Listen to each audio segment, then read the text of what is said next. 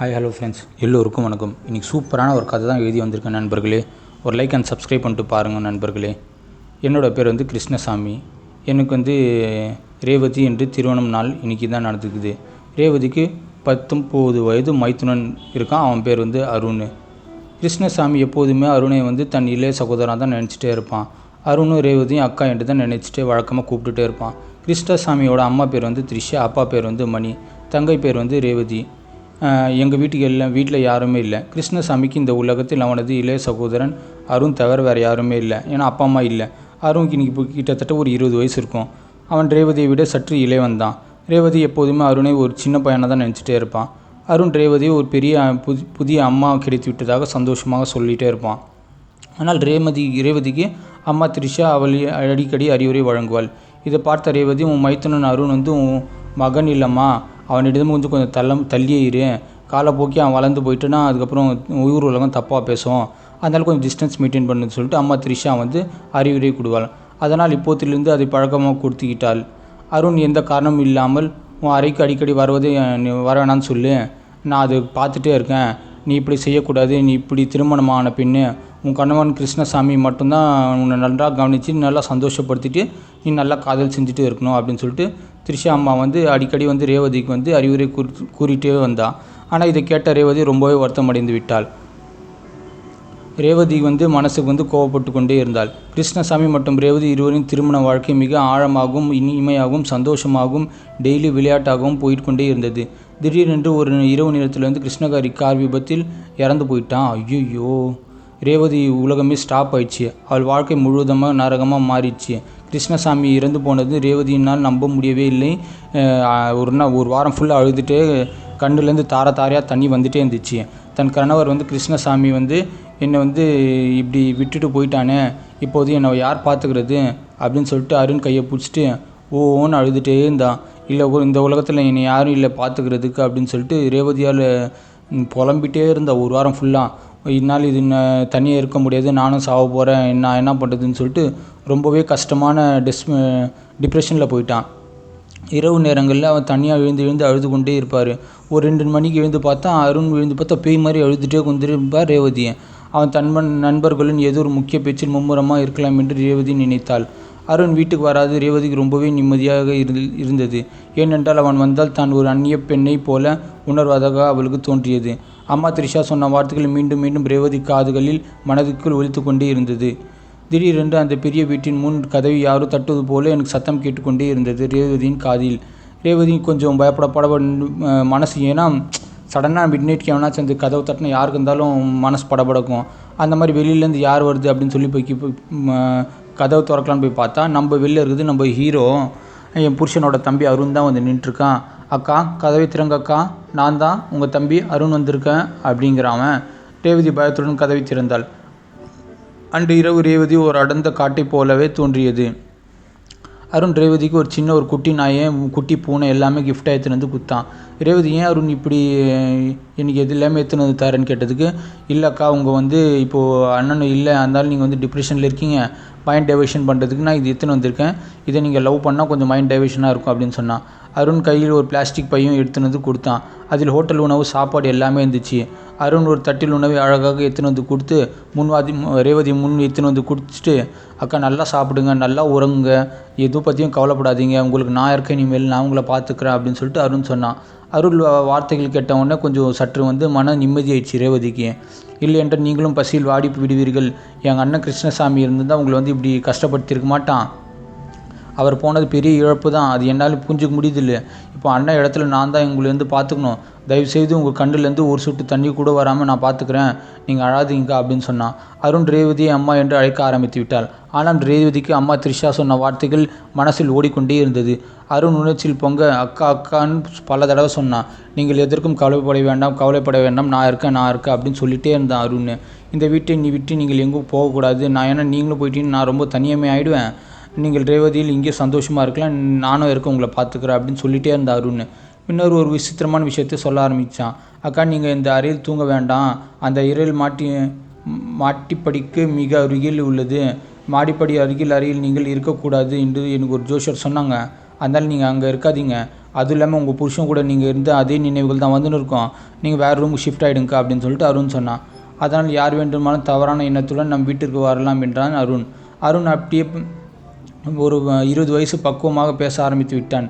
ரேவதிக்கு என்னடா இப்படி ஆச்சு, என்னடா இவ்வளோ சின்ன பையன் இவ்வளோ சூப்பராக பேசுகிறானே அப்படின்னு சொல்லிட்டு ஷாக் ஆகிடுச்சு. ஆனாலும் அருண் சொன்ன ரேவதிக்கு சரியாகப்பட்டது. ரேவதி அருண் அறைக்கு சென்று நான் தூங்கிக்கலாமாடா உன் அறையில்னு கேட்டதுக்கு அருண் வந்து வாங்கான என் ரூமில் ஒரே பெட்டில் நீ நான் பத்துக்கலாம் அப்படின்னு சொல்லிட்டு ரேவதியும் ஓகேன்னு சொல்லியாச்சு. ரேவதியும் கிருஷ்ணசாமியும் மாடிக்கு அருகில் உள்ள அறையில் தான் வசித்து வந்தார்கள். ரேவதிக்கு மிகவும் விசித்திரமாக இருந்தது. அன்று ரேவதி தன் அறை தவிர வேறு ஒரு அறைக்கும் அவர் முதல் முறையாக சென்றால் அந்த இரவு தான். அருணின் அறைக்கு நுழைந்ததும் ரேவதியின் கண்கள் ஆச்சரியமாகவும் ரெட் லைட் இருந்துச்சு, எப்படியோ இருந்துச்சு. பட் இருந்தாலும் வந்து அம்மா த்ரிஷா சொன்னது வந்து போகக்கூடாதுன்னு சொல்லிகிட்டே இருந்தான். பட் இவளுக்கு வேறு வழி தெரில. அதனால் வந்து அருண் அறைக்கு வந்து ரேவதி வந்து போயிட்டான்.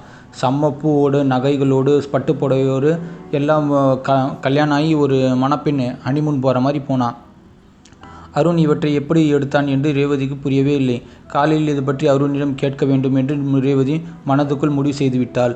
அந்த நேரத்தில் தான் ரேவதிக்கு திடீரென்று ஒரு தூக்கம் வந்தது. சரி நைட் நம்ம தூங்கிக்கலாம், காலையில் வேணால் நம்ம இதை பற்றி அருண்கிட்ட டிஸ்கஸ் பண்ணிக்கலாம்னு சொல்லிட்டு ரேவதி முடிவு பண்ணிட்டான். ரேவதியின் அறையில் கதவி உள்ளே இருந்து யாரோ நன்றாக பூட்டிக்கிட்டு படுத்து கொண்டு விட்டாள் ரேவதி. ஏன் இவ்வளோ தூக்கம் வருகிறது என்று ரேவதிக்கு ஒன்றுமே புரியல. ஆனால் என் புருஷன் ரூமில் தூக்கமே வர மாட்டேங்குது, அவள் நினைப்பாக இருக்குது. ஆனால் அருண் ரூமில் போனோடனே எனக்கு தூக்கம் வருது, என்னடா இது அப்படின்னு சொல்லிட்டு ரேவதிக்கு ஒன்றுமே புரியல. ஆனால் இன்று அருண் கொண்டு வந்த உணவில் ஏதோ மயக்க மருந்து ஏதாவது கலந்துட்டானா, சாப்பிட்டோன்னே இவ்வளோ சூப்பராக தூக்கம் வருதுன்னு சொல்லிட்டு ரேவதியின் மனசுக்குள்ளே ஏதோ ஒரு தோணிகிட்டே இருக்குது. எது உண்மை எது பொய்னே தெரில. ரேவதி கண்களைத்து திறந்தபோது கடிகாரம் காலையில் 11 மணி 12 மணி ஆச்சு. இன்று எப்படிடா இவ்வளோ நேரம் தூங்குறேன், ஒரு வாரமாக என்னால் தூக்கமே வரல, ஆனால் இப்போ தூங்க ஆரம்பிச்சிடுறேன்னு 2 வாரமாக என்னால் நம்பவே முடியல அப்படின்னு சொல்லிட்டு ரேவதி எதுவும் மனசுக்குள்ளே தோணினே இருந்துச்சு. அந்த உணவில் ஏதோ மயக்க மருந்தான் கறந்துருப்பான் அருண், இது எப்படி நடந்திருக்கும் என்று ரேவதிக்கு பெரும் ஆச்சரியம் அதிர்ச்சியும் இருந்தது. அருண் கொண்டு வந்த உணவில் தான் ஏதோ மயக்க மருந்து ஏதோ கலந்துருக்கான், அது என்ன நம்மளுக்கு கண்டுபிடிக்கணும். அருண் ஏன் இப்படி என்ன செய்கிறான், ரேவதியின் மனதுக்குள் கேட்டுக்கொண்டே இருந்தாள். வெளியே வந்து அருண் சமையலில் இருந்து டீ காஃபி பஜ்ஜி போண்டா சாப்பாடு எல்லாத்தையும் அருண் வந்து ரெடி பண்ணிட்டு இருந்தான். அருண் பார்த்தோன்னே ரேவதிக்கு வந்து செம்ம கோவம் வந்துச்சு. ஆனால் என்ன பண்ணுறது, அருண் வந்து சிரிக்கிறான். அக்கா நீங்கள் நன்றாக தூங்குனீங்களாக்கா அப்படின்னு சொல்லிட்டு அருண் கேட்குறான். ரேவதி ஆமாண்டா நல்லா தூங்குனேன் ஆனால் அப்படின்னு சொல்லிட்டு இழுக்கிறான். அருண் உடனே வேறு எப்படி தூங்காமல் இருப்பீங்க அக்கா, நான் தான் நேற்று இரவு வந்து உங்களுக்கு உணவில் வந்து மாத்திரைலாம் கலந்து கொடுத்தேனே, நீங்கள் தான் தூக்கம் வரலன்னு சொல்லிட்டு ஒரு வாரம் அழுது நின்றீங்க, அண்ணனோட நினைப்பாக இருந்தீங்க, அதனால தான்க்கா நான் வந்து உங்களுக்கே தெரியாமல் நான் தூக்க மாத்திரை கலந்து கொடுத்தேன். இப்போ நீங்கள் நல்லா தூங்குனீங்களே, உங்கள் மனசில் இருக்க பாரம்லாம் கொஞ்சம் கம்மியாயிடும். இப்போ வந்து அண்ணனோட நினைப்போ வந்து உங்களுக்கு போக போக கம்மியாயிடும், அதுக்கு தான் நான் அந்த இடத்துல நிரப்புறதுக்கு நான் வந்திருக்கேன் அப்படின்னு சொல்லிட்டு அருண் வந்து தன் மனசில் இந்த ஆசையெல்லாம் சொல்ல ஆரம்பிச்சிட்டே இருந்தான். அருண் இப்படி ஒரு கேவலமான செயலை செய்திருந்தாள் என்று ரேவதிக்கு பெரும் அதிர்ச்சியும் ஆச்சரியமும் ஏற்பட்டது. ரேவதி மனசுக்குள்ளே அருண் உன்னால் எப்படிலாம் யோசிக்க முடியுது, ஏன்டா நீங்கள் கொடுக்குறது ஒரு வார்த்தை சொல்லிவிட்டு கொடுக்கலாம் இல்லைடா, இப்படி மாத்திரை குத்துது புசக்க ஏதாவது ஆயிடுச்சுன்னு என்ன பண்ணுறது, ஒருவேளை எனக்கு ஹார்ட் அட்டாக் வந்து நான் போய் சேர்ந்துட்டு என்னடா பண்ணுறதுன்னு சொல்லிட்டு கடுமையாக திட்ட ஆரம்பிச்சிட்டான். அருண் இல்லை அக்கா, நான் வந்து உங்களுக்கு நல்ல தூக்கம் வரணும்னு விருப்பப்பட்டு தான் கொடுத்தேன், உங்கள் மேலே தப்பான எண்ணம் எதுவுமே இல்லை. இப்போது பாருங்கள் நீங்கள் எவ்வளோ ஃப்ரெஷ்ஷாக இருக்கீங்க, ஆனால் இதே ஒரு வாரமாக நீங்கள் எவ்வளோ மனசு கஷ்டத்தில் இருந்தீங்க, இந்தாங்க்கா இந்த டீ இல்லைனா காஃபியை குடிங்கக்கா அப்படின்னு சொல்லிட்டு அருண் ரேவதிக்கு வந்து காஃபி எடுத்துன்னு வந்து கொடுத்தான். ஐயோ இந்த இதில் ஏதாவது கலந்துருப்பானான்னு சொல்லிட்டு ரேவதிக்கு வந்து பயம் வந்துச்சு. இவன் என்னோட எல்லாம் சாப்பாடு எடுத்துன்னு வந்து கொடுத்துன்னு இருக்கான், ஆனால் இதில் ஏதாவது கலந்துருப்பான்னு சொல்லிட்டு ரேவதிக்கு ஒரு சைடு பயமும் இருக்குது, ஒரு சைடு சந்தோஷமாக இருக்குது. ஏன்னா ஒருத்தர் வந்து புருஷன் இடத்துல நிரப்புறதுக்கு அவ்வளோ பாசமாக அவ்வளோ அன்பாக எல்லாத்தையும் பண்ணுறானே பார்த்துன்னு சொல்லிட்டு சந்தோஷம், ஒரு சைடு மயக்க மாத்திரன்னு பயம் வரேன். நீங்கள் சொன்னால் தான் நான் உங்களுக்கு முன்னால் இந்த டீயை வந்து குடித்து காட்டட்டுமா அப்படின்னு சொல்லிட்டு ரேவதி முன்னாடியே அந்த டீயை வந்து இவன் குடிக்க ஆரம்பிக்கிறான். ரேவதி ஒரு சிறிய சிப்பு எடுத்து குடித்து விட்டு அருணுக்கு காட்டினாள். ரேவதி அருணை வந்து இப்போ தான் லைட்டாக நம்ப ஆரம்பிக்கிறான். அருண் சரி என்று மன்னித்து விடுங்கள் அக்கா என்று சொல்லிவிட்டான். ரேவதி அருண் மீது இன்னும் சந்தேகம் இருந்தாலும் அருணோட முகத்தை பார்க்கும்போதெல்லாம் ஓகே அவன் அப்பாவியாக தான் இருக்கான், ஏதோ நம்மளை நல்லதுக்கு தான் செய்கிறான்னு சொல்லிட்டு ரேவதிக்கு மனசு ஓரத்தில் ஒரு பாசம் இருக்குது. ரேவதி இன்னும் அதை பற்றி எதுவுமே கேட்கவே இல்லை. அருண் அடுத்து என்ன செய்வார் என்று பார்த்து கொண்டே இருந்தாள் ரேவதி. ஏனென்றால் அருண் அறையில் ரேவதி பார்த்து அந்த நகை விஷயத்தில் எந்த காரணம் இருந்தாலும் அருண் மன்னிப்பே இல்லை என்று ரேவதி மனசுக்குள் தீர்மானித்து விட்டாள். சிறிது நேரத்திற்கு பிறகு அருண் வாயை திறந்து பார்த்து கொண்டே இருந்தான். அக்கா உங்கள் நகை விற்க விரும்புகிறீர்களா என்று அருண் டைரெக்டாகவே வந்து ரேவதி கிட்ட வந்து கேட்டுட்டான். எனக்கு வந்து ரொம்பவே நெருங்கிய நேர்மையான மாமா பிரபு ஒருத்தர் இருக்கார். அருண் வந்து உற்சாகம், அக்கா மாமா பிரபு வந்து உங்கள் வந்து நகைகள் எல்லாமே விற்று நல்ல பெரிய காசு தரேன்னு சொல்லியிருக்காரு. அந்த பணத்தை வச்சுட்டு நம்ம வந்து சொந்த வீடு வாங்கி நம்ம மஜா பண்ணலாம்க்கா. உங்கள் நகைலாம் எறும்பில் தான் நான் மறைச்சி வச்சுருக்கேன். இந்த வாடகை வீட்டில் எவ்வளோ கஷ்டப்படுறோம், நம்ம மாதம்னா காசு கொடுக்கணும். இப்போ பாருங்கள், உங்களுக்கும் மாமாவும் எங்கள் அண்ணனும் இல்லை, வேலைக்கும் போகிறதுக்கு ஆள் இல்லை, ரொம்ப கஷ்டமாக இருக்குது. அதனால நகையை விற்றுலாமாக்கா அப்படின்னு சொல்லிட்டு அருண் ஏதோ பிளான் வச்சு எல்லாமே ரேவதிக்கிட்ட சொல்ல ஆரம்பிக்கிறான். அருண் சொன்ன வார்த்தைகள் கேட்டதும் ரேவதிக்கு அப்படியே ஷாக்காகி சில மாதிரி நின்ட்டான். ரேவதி இதுவரை இந்த விஷயத்தை பற்றி சிறிதும் யோசிக்கவே இல்லை. அருண், என்னடா நீ இப்படிலாம் யோசிக்கிற, பார்த்தா சின்ன வயசாக இருக்க, ஆனால் விசித்திரமாக யோசிக்கிறியடான்னு சொல்லிட்டு ரேவதி மனசுக்குள்ளே கேட்டுகிட்டே இருந்தா. ரேவதி ஸ்ட்ரெயிட்டாக அருண்கிட்ட, நீ எப்படி புதிய வீட்டு வாங்க வேண்டும் நினைக்கிறாய் என்று கேட்க ஆரம்பித்து விட்டார். அருண் உடனே, அக்கா எதிர்காலத்தில் எனக்கு திருமணம் ஆகும், என் பொண்டாட்டி எங்கே போய் தங்குவான், நீங்கள் எங்கே போய் தங்குவீங்க, அது எல்லாத்துக்கும் ஒரு வீடு வேணும்ல. நம்ம ஒரு சொந்த வீடு இருந்துச்சுன்னா இந்த வாடகை பிரச்சனை இருக்கவே இருக்காது. ஏன்னா நம்மளுக்கு வந்து இப்போது மாதம் வாடகை கொடுக்குறது சேமித்து வச்சிடலாம். என் பொண்டாட்டி வந்தால் எங்கே தூங்குவோம், இப்போ நீங்களும் எங்கே தூங்குவீங்க, அதனால் கண்டிப்பாக ஒரு சொந்த வீடு வேணும்க்கா அப்படின்னு சொன்னான்.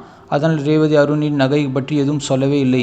ஆனால் நகைகள் விற்று பணம் கிடைக்க வேண்டும் என்று எண்ணம் மட்டும்தான் ரேவதியின் மனதில் ஓடிக்கொண்டே இருந்தது. ரேவதி ஒரு விதவை, ஏன்னா அவன் புருஷன் ஆக்சிடெண்ட்டில் இறந்துட்டான். ஆனால் அருணுக்கு கிட்டத்தட்ட ஒரு 20 வயசு தான் ஆகுது. இந்த சூழ்நிலை யார் வேண்டுமானாலும் இருவரை எளிதாக ஏமாற்றி விடலாம் என்று ரேவதி உணர்ந்து விட்டாள். இந்த விஷயத்தை யாரிடமாவது ஆலோசனை செய்துவிட்டு முடிவு செய்து விட்டாள் ரேவதி. அருண் இன்னும் ஒரு சிறிய பையன்தான் இருக்கான். ரேவதி அறை பூட்டி எப்படி உடைத்து நகைகளை எடுத்தான் என்பது இன்னும் ரேவதிக்கு புரியாத புதிராகவே இருந்தது. ரேவதி இந்த நகை விஷயத்தில் அருணிடம் கூட இதுவரை சொல்லவே இல்லை. இப்போது அருண் மீது ரேவதிக்கு கோபம் அதிகரித்து கொண்டே இருந்தது. அருண் இப்போது எவ்வளோ நல்ல யோசனை சொன்னாலும் அது தவறாக தான் ரேவதியின் மனதுக்குள் போய்கொண்டே இருந்தது. ஏன்னா இந்த எல்லா வீட்லேயும் சரி, இந்த காசுனால தான் ஏகப்பட்ட பிரச்சனை, சண்டை, சச்சரவுகள் எல்லாத்துக்கும் காரணம் ஒரே இந்த கரும்புச்ச காசு மட்டும்தான். அதனால் உங்கள் வீட்டில் ஏதாவது காசு இருந்துச்சுன்னா தயவுசெய்து சேஃபாக வச்சுங்க. சரி வாங்க கதைக்குள்ளே போயிடலாம். ரேவதி தன் பெற்றோர் மற்றும் அண்ணன்களிடம் நான் நகைகளை விற்று ஒரு சொந்த வீடு வாங்கலாம்னு சொல்லி விரும்பியிருக்கம்மா. என் புருஷனோட தம்பி அருணும் அதான் சொல்கிறான், நீங்கள் எம்மா சொல்கிறீங்க அப்படின்னு சொல்லிட்டு ரேவதி அவங்க ஃபேமிலி மெம்பர்ஸ்கிட்டலாம் டிஸ்கஸ் பண்ண ஆரம்பிச்சிட்டான். அவர்கள் வந்து நிச்சயம் உதவுவார்கள் என்று நம்பிவிட்டாள். ஆனால் அவர்கள் வீடு வாங்க வேண்டிய அவசியம் இது வரைக்கும் தேவைப்பட்டதே இல்லை. நீ இப்போது ஒரு விதவன், நீ வீடு வாங்கிட்டு என்ன பண்ண போகிற, நீ ஒரு மண்ணும் தேவையில்லைன்னு சொல்லிட்டு வீட்டில் வந்து அகெயின்ஸ்ட் ஆரம்பிச்சிட்டாங்க. நீ வந்து தன் அண்ணன்கள் தங்கள் மனைவிகளுக்கு அடிமைகளாக இருப்பது ரேவதி நன்றாக அறிவாள். அவர்கள் தங்கள் விதவை தங்கை ஒருபோதும் உண்மையாக ஆதரிக்கவே மாட்டார்கள் என்று ரேவதிக்கு நன்றாக புரிந்துவிட்டது. ஒரு நபர் வாழ்நாள் முழுவதும் மற்றவர்கள் மட்டுமே நம்பி வாழவே முடியாது, வாழவும் கூடாது. இது ஒரு நல்ல வாய்ப்பு என்று ரேவதி நினைத்து விட்டாள். தன் நகைகளை விற்றுவிட்டு கோயம்புத்தூர் பக்கத்தில் ஒரு சொந்தமான ஒரு வீடு வாங்கிவிடலாம் என்று ரேவதி நினைத்து விட்டாள். கிருஷ்ணசாமி தன் வாழ்க்கையில் ஏகப்பட்ட காசு ரேவதிக்காக தான் சம்பாதித்து நகைகளாக வாங்கி கொடுத்து விட்டார். தன் குடும்பத்தை மனப்பான்மையும் ரேவதி மிகுந்த ஏமாற்றம் அடைந்து விட்டாள். ஏன்னா குடும்பம் யாரும் சப்போர்ட் பண்ணுறதில்லை ரேவதிக்கு. ரேவதிக்கு சப்போர்ட் பண்ணுற ஒரே ஆள் இப்போதைக்கு அருண் மட்டும்தான். சரி, அருணும் ரேவதியை டிஸ்கஸ் பண்ணி இந்த நகைகள்லாம் விற்றுலாண்டா அப்படின்னு முடிவு பண்ணிட்டாங்க. அருண் உடனே அந்த நகைகள் எல்லாம் எடுத்துகிட்டு மாமா பிரபுவிடம் எடுத்து போனான். ஒரு 4-5 நாள் கழித்து மாமு பிரபுவும் இருவரும் மிக பொருத்தமான இடத்தில் ஒரு வீட்டை கண்டுபிடித்து கோயம்புத்தூர் பக்கத்தில் சாவி வாங்கிட்டு ஆவணங்கள்லாம் கொடுத்துட்டு நகைலாம் கொடுத்துட்டு இந்த வீடு பார்த்துட்டே இருந்தாங்க.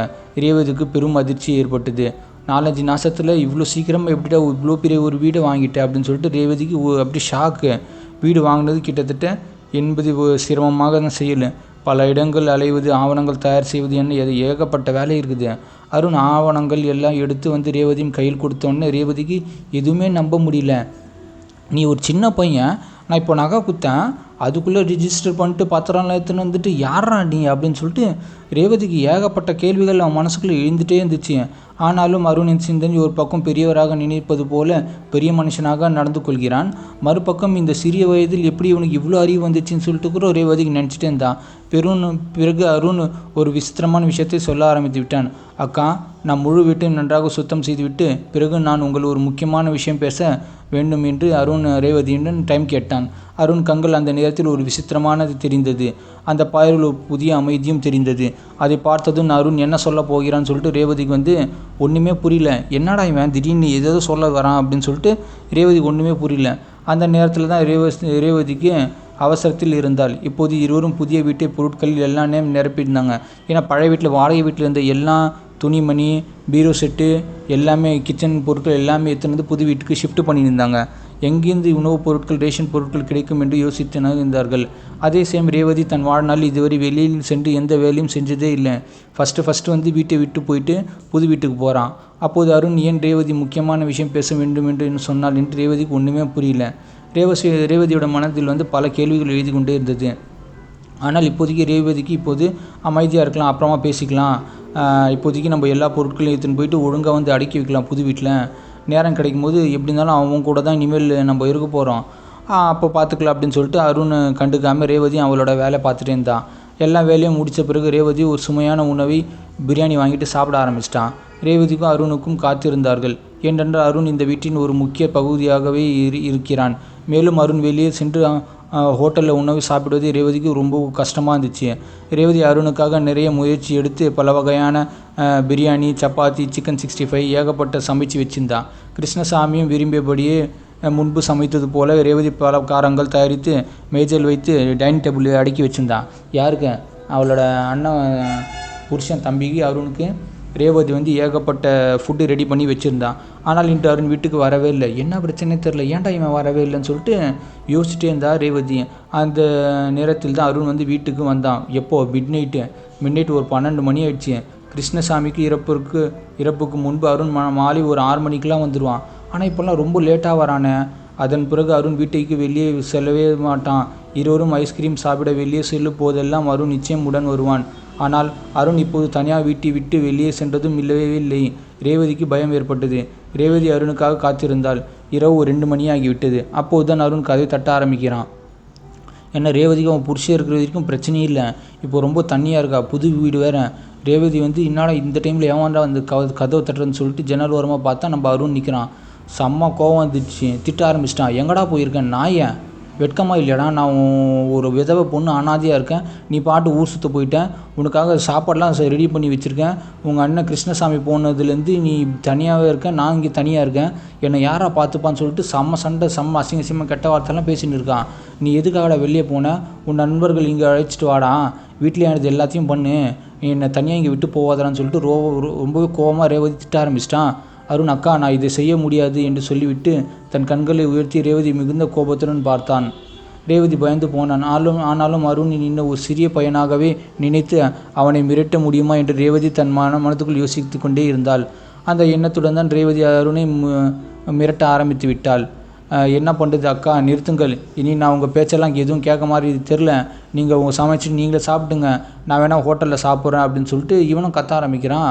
அந்த நேரத்தில் அருண் வந்து ஒரு 40 வயசு பெரிய மனுஷன் மாதிரி பக்குவமாக பேச ஆரம்பிச்சிட்டான். இதை பார்த்த ரேவதிக்கு ரொம்ப கஷ்டமாயிடுச்சு.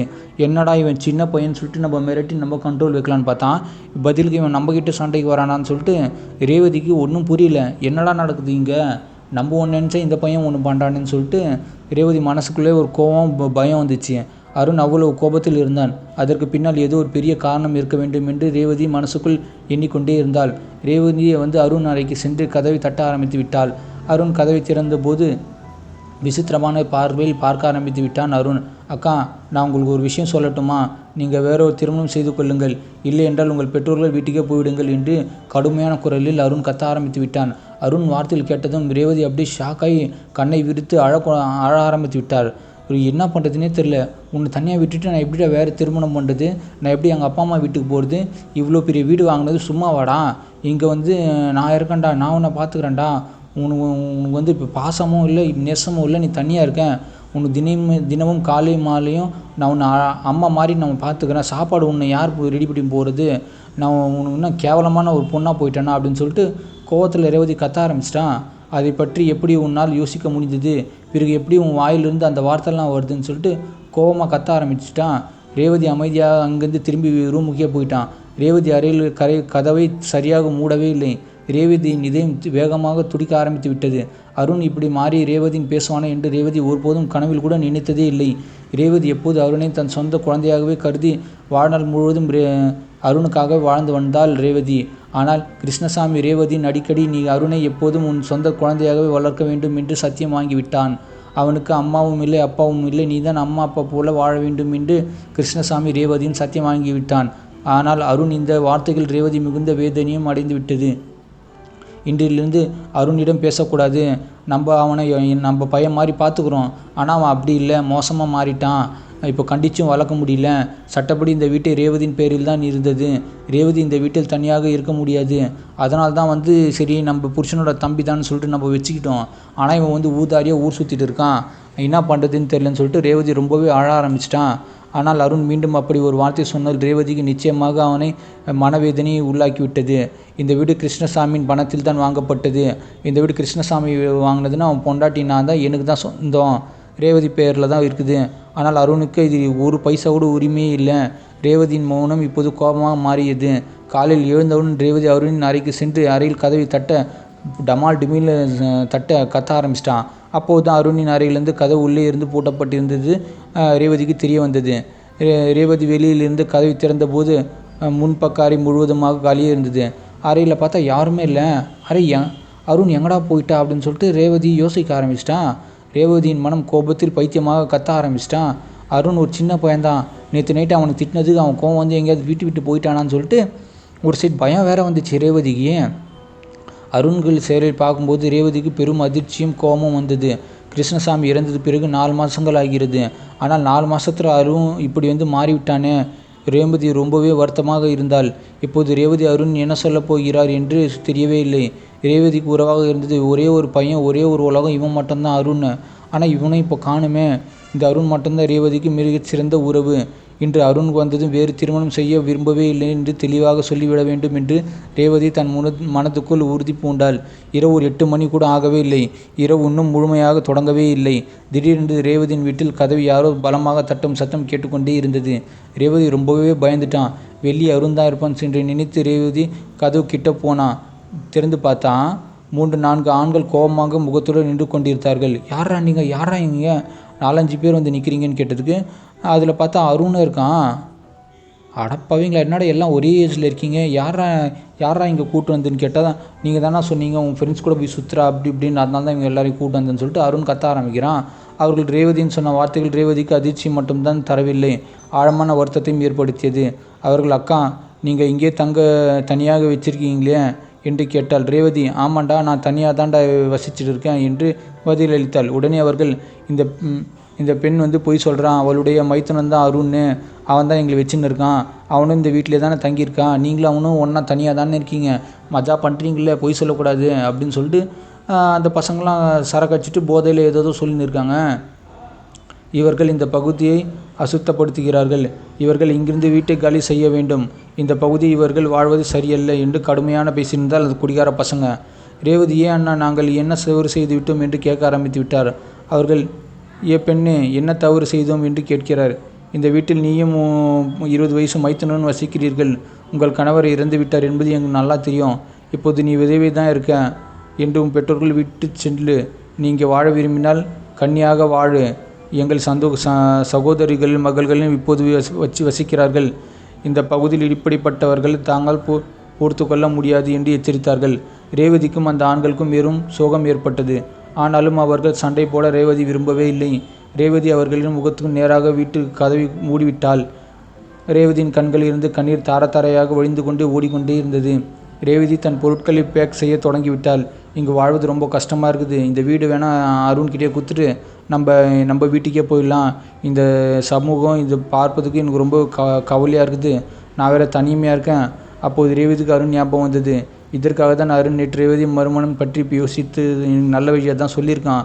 இந்த சமூகம் ஒரு பொண்ணை தனியாக இருந்தால் கேவலமாக பேசுது, இந்த உலகம் ஒரு பெண்ணை இப்படி மோசமாக பேசுது அப்படின்னு சொல்லிட்டு ரேவதி அழ ஆரம்பிச்சிட்டான். கடவுள் அனைவரின் கண்ணியத்தையும் பாதுகாக்கட்டும். இந்த வீடியோ பற்றி உங்கள் கருத்து என்ன என்று தயவுசெய்து கமெண்ட் பாக்ஸில் சொல்லுங்கள். ஒரு பொண்ணு தனியாக வாழ்ந்தால் இந்த உலகம் எவ்வளோ திட்டுது. மோசமான பைத்தியக்கார உலகம். நன்றி, வணக்கம்.